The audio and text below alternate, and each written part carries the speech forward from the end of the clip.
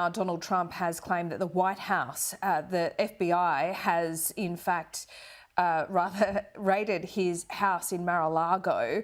Let's bring in his former Chief of Staff, Mick Mulvaney, now live from the US. We're just getting this news to hand, repeating the FBI has apparently raided Donald Trump's house in Mar-a-Lago. What does all this mean? What is it related to, do we suspect?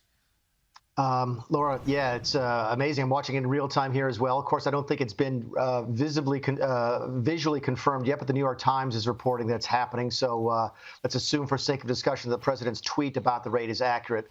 My guess is, and it's an educated guess, that this is tied to the ongoing Department of Justice investigation that we learned a little bit about in the last couple of weeks. Several weeks ago, Mark Short, the chief of staff to the vice president and the vice president's chief lawyer, testified under subpoena to a criminal grand jury in Washington, D.C.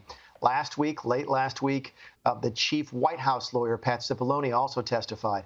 My guess is that the Department of Justice saw or heard or found something in those investigations that gave rise to this raid today. Keep in mind, in order for the FBI under our system to do what they're doing, if they're doing it, they have to go to a judge and show probable cause that there's evidence of a crime there at Mar-a-Lago, and they cannot get it in any other reasonable way. So this is a very high standard. It's a very big deal and obviously a very fluid situation. Yeah, this is a really big deal indeed. And as you say, there's been a bit of a flurry of movement this week in terms of those subpoenas that you point out. Now, we have seen the long-running investigation, which is not, entirely, bipartisan, but we did, kind of through that evidence get close to seeing where there was that level of criminality from the former president in his reaction to, or that day on January 6th. So is this an indication, just repeating and saying that we don't know for sure yet, that threshold may have been met enough for the FBI to go in and seek more evidence?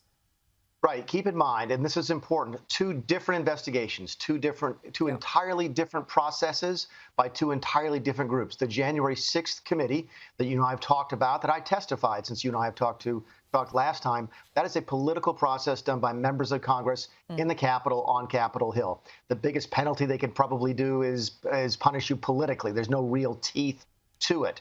What you're seeing tonight, if it's accurate again, is the Department of Justice, the United States law enforcement agency, sending the Federal Bureau of Investigations in to collect evidence regarding supposed criminal activity. And again, they're doing that with a warrant in hand. You can't just walk into somebody's house in our country and start looking for stuff. You have to go to a judge and get permission to do it. And the warrants would be very specifically laid out. And to get a warrant against the former president of the United States, it has to be, Laura, that the Department of Justice thinks they have absolutely rock-solid evidence of some type of criminal behavior. This is a very, very serious matter. This is not the type of thing that would be approved by a lower-level functionary at the FBI or the DOJ. This would probably be approved by Merrick Garland at the very least. So this is, again, a very serious matter that tells me that the Department of Justice investigation has taken things to a different level. Yeah, absolutely. And you're right to emphasise and point out that this is very different to that political committee that has hauled some of his former confidants before to give evidence publicly in prime time. This would have to be pretty unprecedented for a former president, the FBI, acting in this way, wouldn't it? Yeah, I think I've got this right. We've never charged a former president with a crime. There was some discussion about doing that to President Nixon back in the 1970s. But before the Department of Justice could get that far, President Ford pardoned President Nixon. So there was never any criminal activity after that pardon was issued, criminal investigation, and certainly no charges brought against President Nixon.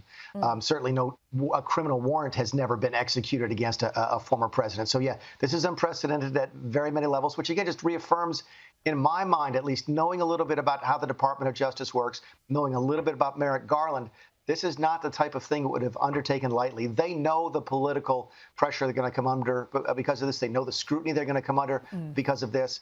If they didn't think they had it 100% rock solid, I don't think they'd be doing this. And you knowing Donald Trump like you do, his statement is pretty vintage Trump as well, already casting the light on where you just said it would be, those doubts that this is a corrupt process and it's all about trying to stop him to become president again. His followers will love that. Oh, it is. President Trump would play to the political divisiveness, and certainly there are allegations now in our country that the Department of Justice is politicized, that it doesn't enforce the law equally against both parties, that they're going harder against Donald Trump than they are against Hunter Biden. Those are real allegations that will probably be investigated as we go into the next Congress. So certainly the president's argument tonight in his comments about being raided are going to fall on fertile soil with some people. There's no question about it. I'm probably a little skeptical about what the Department of Justice would do. But again, I come back to the basic premise that this is such a big deal. I'd be stunned. This is the type of thing that if Merrick Garland did this and didn't have something absolutely dead to rights, 100% watertight, he probably and rightly would be fired by President Biden. Well said. Mick Mulvaney, as always, great to get your insights this morning. Thank you.